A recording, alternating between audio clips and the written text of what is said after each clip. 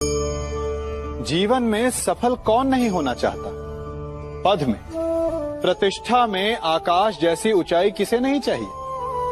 स्थिरता में भूमि जैसी दृढ़ता किसे नहीं चाहिए? सभी को चाहिए।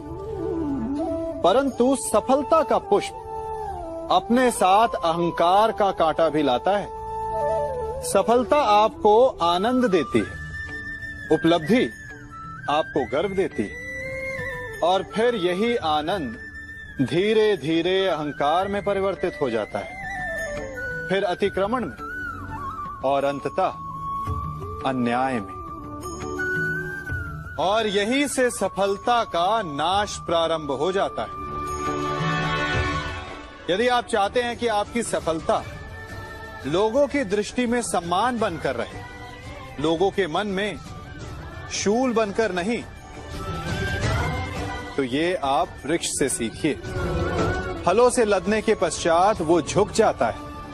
उसी प्रकार सफलता मिलने पर विनम्रता अधिक आवश्यक है, और जीवन में अधिक सफलता पाने के लिए या पाने पर और अधिक विनम्र हो जाना चाहिए। संसार का सबसे बड़ा पाप क्या है? असत्य बोलना, हत्या कर देना, चोरी करना या किसी का अपमान करना। संसार का सबसे बड़ा पाप है किसी निर्बल को सताना, और संसार का सबसे बड़ा दंड भी उस निर्बल के मुख से निकली हाय है।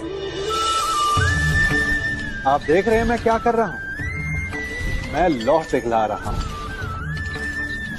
और ये लौह पिघलता है इस चमड़ी की बनी धोनकी से निकली हवा से।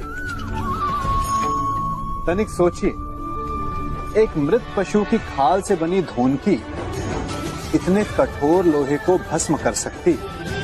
ठीक उसी प्रकार आप चाहे जितने भी शक्तिशाली क्यों ना हो, यदि आपने किसी निर्दोष, किसी निर्बल को सताया, तो उसके मन से निकली हाय और उसका श्राप आपके जीवन को भस्म कर सकता है।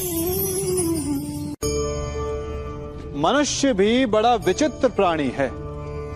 अपनों से नीचे के स्तर के लोगों को वो हे दृष्टि से देखता है, उनका उपहास उड़ाता है, उनसे बार बार कहता है कि तुम्हारा कुछ नहीं हो सकता, तुम भविष्य में कुछ नहीं कर पाओगे। जब मनुष्य के पास धन, संपत्ति, मान होता है, तो वो दूसरों का आदर नहीं करता, परंतु वो एक बात भूल जाता है कि उससे भी अधिक शक्तिशाली कोई अस्तित्व में है, और वो है समय, काल। काल अपना चक्र कब बदलेगा ये कोई नहीं जानता। समय अपनी करवट कब लेगा ये कोई नहीं जानता। कोयला भी समय के साथ साथ हीरे में परिवर्तित हो जाता है। इसलिए जीवन में कभी भी किसी का भी उपहास नहीं उड़ाना चाहिए।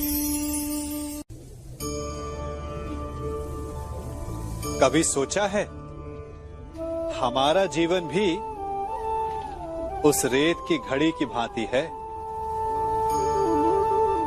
जो रेत नीचे गिर चुकी है वो हमारा अतीत है, जो अब भी ऊपर है वो हमारा आने वाला भविष्य है, और वर्तमान ये संकुचित स्थल है जहां से धीरे धीरे करके रेत गिर रही है। अर्थात हमारे पास जीने के लिए यही एक क्षण है। उसका उपयोग कैसे करना है ये हम पर निर्भर करता है। जो बीत गया उसका दुख मनाना है, या जो भविष्य में होने वाला है उसकी प्रतीक्षा में क्रोध करना है। सब कुछ करने के लिए यही एक क्षण है। प्रसन्न रहना है तो उसके लिए भी यही एक पल है। प्रतीक्षा करते रहोगे तो ये पल भी भूतकाल में बदल जाएगा। इसलिए आनंद के लिए, परोपकार के लिए प्रतीक्षा ना कीजिए। आपके पास जो पल है उनका भरपूर सदुपयोग कीजिए, क्योंकि इस घड़ी को पलटकर आप फिर से समय अवश्य गिन सकते हैं, परंतु अपना बीता हुआ समय आप वापस नहीं लौटा पाएंगे। हम सब अपनों की, अपने मित्रों की, परायों की सहायता करते हैं, परंतु हम सब के मन में एक व्यथा रह जाती है कि वो हमारा उपकार भूल गया, कि उसने हमें सम्मान नहीं दिया, कि समय पड़ने पर उसने हमारी सहायता नहीं की। होता है ना ऐसा? अब प्रश्न ये उठता है कि क्या हमें उपकार भुला देना चाहिए या नहीं?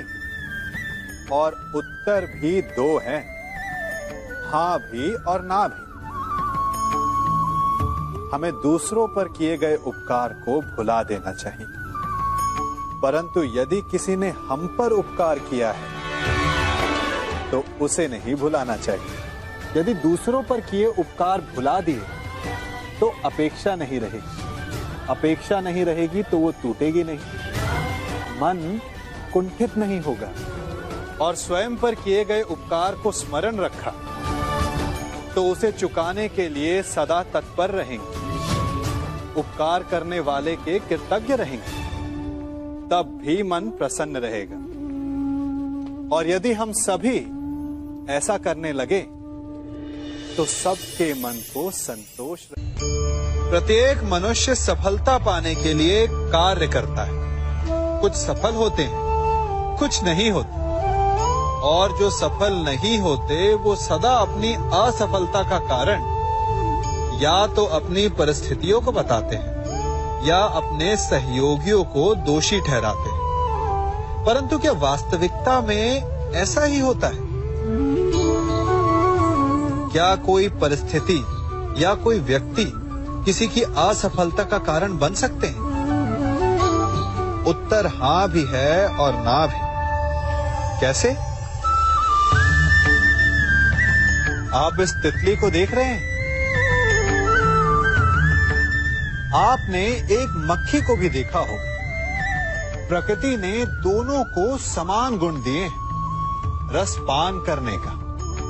एक तितली फूलों पर जाकर उसका रस लेती और इस अवस्था में नए फूल खिलने की व्यवस्था भी करती है, और मक्खी घाव पर बैठती है, घाव को सड़ाती है और रोग भी फैलाती है। यदि इसमें किसी बात का अंतर है तो केवल सोच का। यदि आप उचित मार्ग चुनेंगे तो आपको सफलता मिलेगी, आप में उत्साह बढ़ेगा, और यदि आप अनुचित मार्ग चुनेंगे तो आपको असफलता मिलेगी, निराशा मिलेगी। अब उचित मार्ग चुनना है या अनुचित मार्ग, ये निर्णय तो आप पर निर्भर करता है।